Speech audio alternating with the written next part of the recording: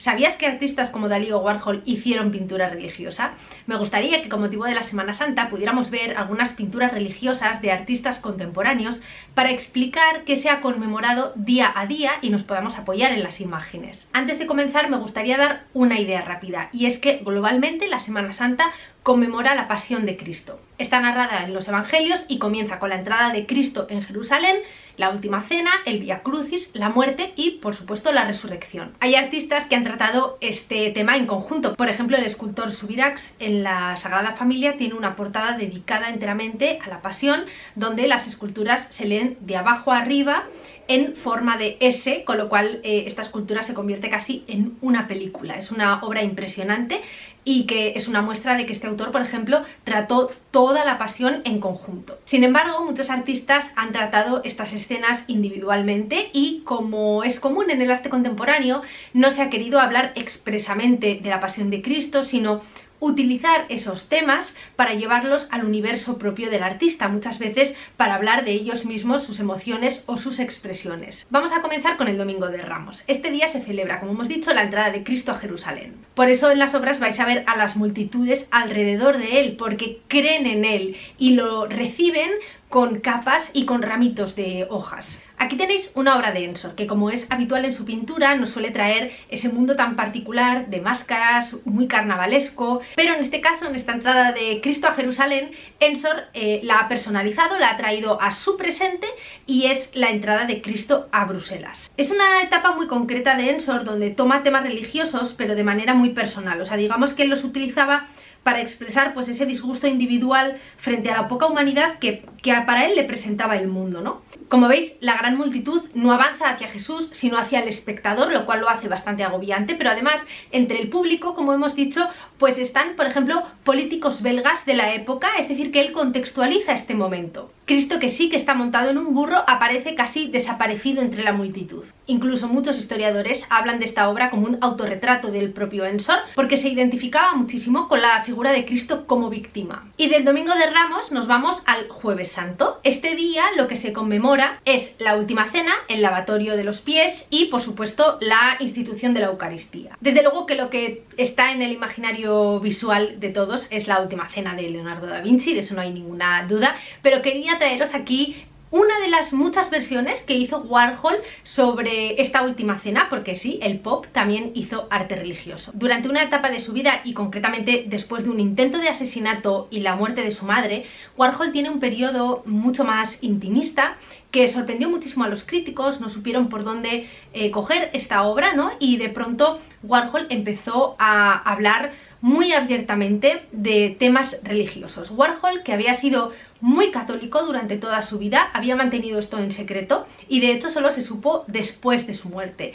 Dentro de esta etapa se encuentra esta serie de la Última Cena que Warhol repite y repite, pero por supuesto en su estilo personal. Él, pues como era habitual en su obra, se inspira en una fotografía en blanco y negro, trabaja a partir de ella, pero también de un grabado del siglo XIX. Entonces, ¿qué va a hacer? Pues va a incluir unos logotipos de la época, como por ejemplo Duff, algo que ya habíamos visto en su obra con las sopas Campbell o con los detergentes, y lo que hace es superponer estos logos encima de los apóstoles, encima incluso de la figura de Cristo, lo que crea ese híbrido tan interesante que hace siempre el pop entre alta cultura y baja cultura, ¿no? Algo que sería una obra maestra como Leonardo da Vinci y su reproducción, pero él está intentando hacer este híbrido con su cultura popular del momento. También, antes de pasar de capítulo, muy interesante la Última Cena de Emile Nolde. En este caso, Emile lo que intenta hacer es transformar esta visión de la Última Cena que todos tenemos en el imaginario y introduce a los personajes en un espacio súper angosto, lo cual pues dramatiza mucho más la escena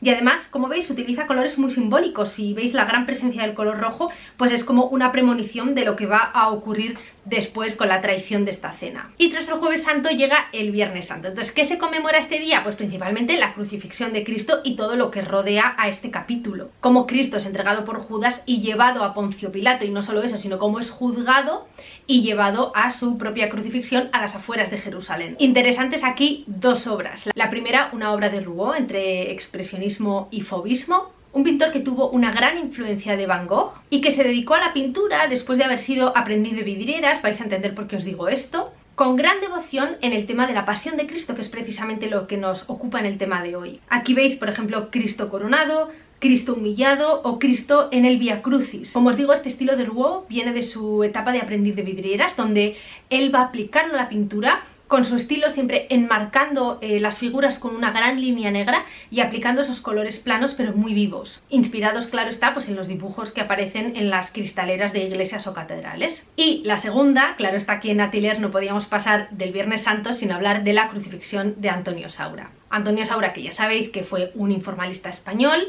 que fue de los pocos que se rebeló un poco contra el expresionismo abstracto y tomó de él todas las herramientas sin abandonar la figuración, lo cual nos permite ver esta crucifixión, que es una obra impresionante y muy interesante la violencia a la hora de realizar la obra, porque si os fijáis, por ejemplo, en los brochazos, en cómo están dados, hablan del propio tema y de la propia violencia de la que habla la obra. Es decir, que aquí materia y tema se fusionan completamente. Y llegamos al Sábado Santo, que en este día lo que conmemoramos es la llegada de Jesús al sepulcro. Aquí tenéis de nuevo una imagen potentísima de Nolde en el acto de llevar pues el cuerpo al sepulcro, ¿no? Hay que decir que este día también conmemora el silencio de María, ¿no? El dolor de una madre que pierde a su hijo, que como todos sabéis pues es la figura de la Pietà y que todo el mundo tiene a Miguel Ángel en la cabeza, ¿verdad? Con esa escultura maravillosa.